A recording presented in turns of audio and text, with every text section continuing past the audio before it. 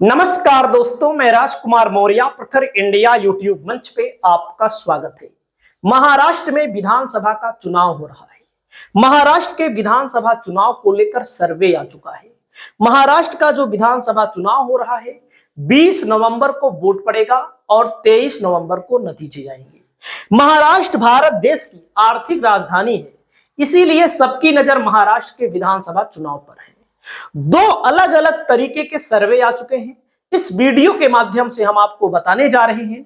बाकी आपकी जो भी राय हो, आप अपनी राय को जरूर बताइएगा। चैनल पर पहली बार आए हैं तो चैनल को सब्सक्राइब और शेयर जरूर करिएगा। आपके सामने महाराष्ट्र की विधानसभा की ये बिल्डिंग दिख रही है और ये बिल्डिंग देखने में बहुत खूबसूरत है। वहीं पर मैं आपको सबसे पहले एक एक करके दिखा रहा हूं। आंकड़े अलग हैं और उसी तरह से मैंने चित्र बनाया है जैसे कि इसके पहले मैंने वीडियो में बनाया होगा, क्योंकि अलग अलग कंपनियों के सर्वे हैं तो अलग अलग तरीके से हम आपको बता रहे हैं। महाराष्ट्र विधानसभा में कुल सीटें हैं 288 और बहुमत के लिए 145 सीट जीतना जरूरी है, चाहे महाविकास अघाड़ी को सरकार बनानी हो, चाहे महायुति को सरकार बनानी हो। तो यहां पर मैं आपको ले चलता हूं एक एक करके। यहां पर कुछ एबीपीसी वोटर है, उन्होंने कुछ अपनी राय रखी है, उसको भी बताएंगे, बाकी और भी चीजों को बताएंगे। लोग कह रहे हैं शिंदे सरकार से कितने खुश। अब आप सोचिएगा, एक सवाल पूछा गया एबीपीसी वोटर के सर्वे से, तो नाखुश बदलाव जरूरी 51% बहुत भारी संख्या होती है। 51% ऐसे लोग हैं जो कह रहे हैं कि नाखुश हैं, इस सरकार से छुटकारा पाना चाहते हैं, हमको नई सरकार चाहिए, हमें यह सरकार नहीं पसंद है। एबीपीसी वोटर, मैं नहीं बोल रहा हूं, एबीपीसी वोटर बोल रहा है। और खुश हैं, बदलाव जरूरी नहीं है, 41% लोग कह रहे हैं। 51 और 41 और 9%, 8% जो बच रहे हैं, जो अन्य बच रहे हैं, वो ना इधर है ना उधर है, वही सबसे बड़े निर्णायक भूमिका में रहेंगे। और मैं आपको बताना चाहता हूं कि सबसे बड़े मुद्दे पर यहां पर सवाल पूछा गया, सबसे बड़े मुद्दे पर, और सीट भी मैं बताऊंगा आगे। बेरोजगारी 25% समस्या है, किसानों की समस्या 19% है, महंगाई 16% है, बिजली पानी सड़क 12% है, महिला सुरक्षा 6% है। ये मतलब मुद्दा है, आपके सामने पूरा का पूरा दिख रहा है, एकदम अच्छे से दिख रहा है। बाकी चलते हैं। महाराष्ट्र के मुख्यमंत्री के तौर पर एबीपीसी वोटर ने बताया है। अब आप सोचिएगा थोड़ा से, जहां पर यह बताया जा रहा है कि 51% लोग सरकार को चाहते नहीं, वहीं पर मुख्यमंत्री के तौर पर बताया गया है 27.5% एकनाथ शिंदे को पसंद कर रहे हैं, उद्धव ठाकरे को 23%, देवेंद्र फडणवीस को 11% और वहीं पर शरद पवार को 6%, अजीत पवार को 3% यहां पर बताया गया है। पूरा वही मैं रख रहा हूं। आगे मैं चलता हूं। चुनाव में कौन सा मुद्दा प्रभावी होने वाला है। मराठा आरक्षण 23%, मोदी सरकार का प्रदर्शन 12%। उसके बाद तो चुनाव में आप देख सकते हैं मराठा आरक्षण 23%, मोदी का प्रदर्शन 12%, झुग्गियों का विकास 10%, सरकारी अस्पताल 8%, राज्य सरकार 7%। सी वोटर बोल रहा है। और मैं यहां पर बताने वाला हूं, अजीत पवार साथ ना होते तो बीजेपी का प्रदर्शन अच्छा होता। 49% लोगों को हाँ बताया गया है, 36% लोगों को नहीं बताया गया है, लोगों ने नहीं बताया है। अब मैं बात करने वाला हूं दोस्तों, समाजवादी पार्टी भी लड़ रही है 2 सीटों पर।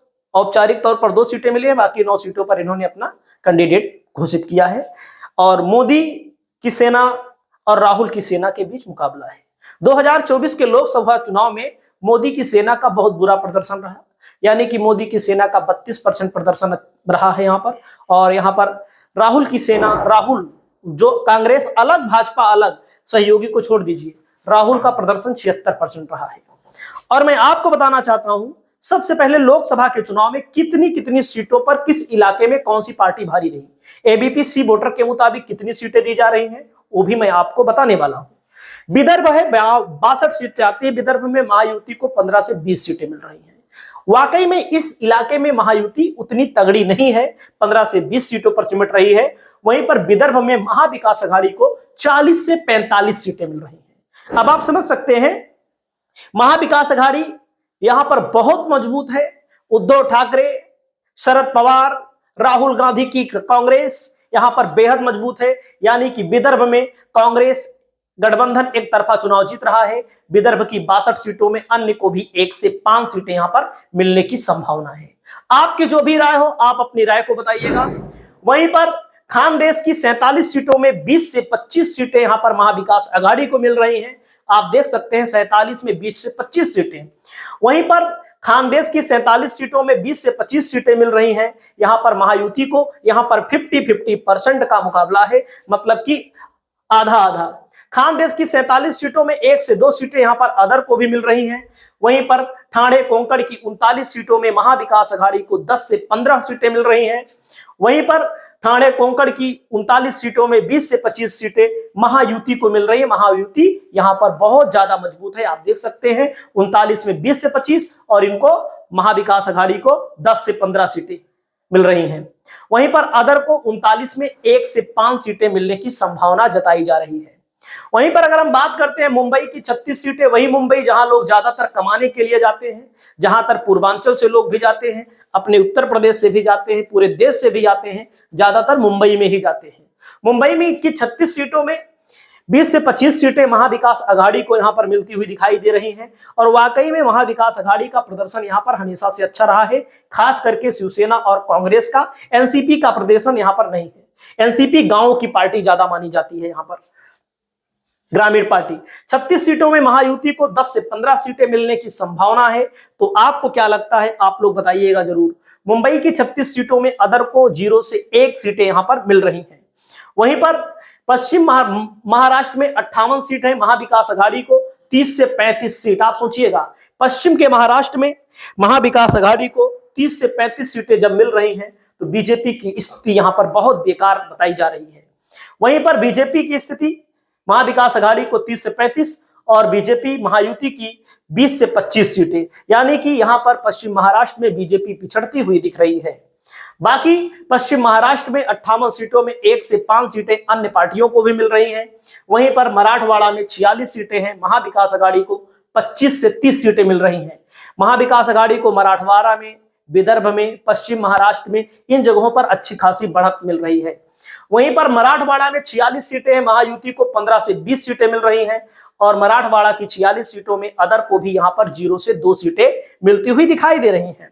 वहीं पर आगे चलते हैं, महाविकास आघाड़ी 150 से 175 सीटों पर जीतता हुआ दिखाया जा रहा है। अभी मैं एबीपी वोटर का भी आंकड़ा अलग से बता रहा हूं। अभी इतना देखा 150 से 175 सीटों पर। बहुत सारे लोग ये कह रहे हैं कि हरियाणा जैसा होगा। मैं कह रहा हूं कि हरियाणा जैसा यहां नहीं होने वाला है। क्यों नहीं होने वाला है? क्योंकि हरियाणा में 50-50 का मुकाबला था। जो मीडिया बता रहा था कि डायरेक्ट कांग्रेस जीत रही है, वह मीडिया कहीं ना कहीं नब्ज को टटोलने में कामयाब नहीं रहा।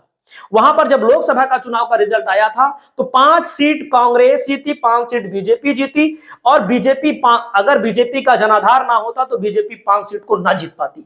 मैं मानता हूं जहां पर सबसे ज्यादा प्रदर्शन होता है वहां पर बीजेपी की स्थिति मजबूत रहती है, चाहे हरियाणा में मान लीजिए, चाहे पश्चिमी उत्तर प्रदेश में भी मान लीजिए। और 150 से 175 सीटें महाविकास आघाड़ी जीत रहा है। महायुति को 105 से 135 सीटें मिल रही हैं। अब आपके सामने मैं आ चुका हूं कौन सी सीटों को लेकर के, मैं आपके सामने लेकर आ चुका हूं जो एबीपी वोटर कह रहा है। एबीपी वोटर के अनुसार महाविकास आघाड़ी को 157 सीटें मिल सकती हैं। इसके पहले वाला 150 से 175 मैंने बताया आपको, यहां पर 157 सीटें एबीपी वोटर। बीजेपी का चैनल माना जाता है, बीजेपी का ओपिनियन पोल और एग्जिट पोल दिखाने के लिए जाना जाता है। यहीं पर कांग्रेस को 68 सीटें मिल रही हैं, एनसीपी शरद पवार को 44 और शिवसेना उद्धव गुट को 41 सीटें यहां पर मिलती हुई दिखाई दे रही हैं। समाजवादी पार्टी को 1 सीटें, सीपीआईएम को 1 सीट और पीडब्ल्यूपी को 2 सीटें यहां पर मिल रही हैं। देख सकते हैं समाजवादी पार्टी, एएमआईएम 2 विधायक 2019 में जीते थे, 2024 में यहां पर एक विधायक हो रहे हैं, यहां पर साफ साफ दिखाया गया है। तो आप देख सकते हैं अगला नंबर आता है महायुति में। बीजेपी सबसे ज्यादा सीट जीत सकती है, बीजेपी सबसे ज्यादा 79 सीटें जीत सकती है। महायुति में बीजेपी सबसे ज्यादा सीटों पर लड़ भी रही है, बीजेपी 155 सीटों पर लड़ रही है। बीजेपी से ज्यादा सीटों पर कोई लड़ भी नहीं रहा है, ना तो महाविकास आघाड़ी के अंदर, ना तो महायुति के अंदर। और इसमें शिंदे को 23 सीटें, एनसीपी को 14 सीटें, आरवाईएसपी को 1 सीट और अन्य को यहां पर 14 सीटें मिल रही हैं। तो कुल मिलाकर के महागठबंधन महाविकास आघाड़ी बहुत मजबूत है। सपा और एमआईएम को नुकसान हो रहा है सर्वे के मुताबिक। समाजवादी पार्टी ने 9, प्रत्याशी मैदान में उतारे, हो सकता है इनका नामांकन वापस करा लिया जाए। और 9 में 7 मुस्लिम प्रत्याशी उतारे हैं और ओवैसी की पार्टी ने 14 प्रत्याशी उतारे हैं, लेकिन एक यहां पर कुल मिलाकर के बाइपोलर चुनाव होने जा रहा है। और इसके बाद मैं आपको मुंबई सट्टा बाजार का भी सर्वे बताऊंगा। बाकी आपकी जो भी राय हो, आप अपनी राय को बताइएगा। नमस्कार।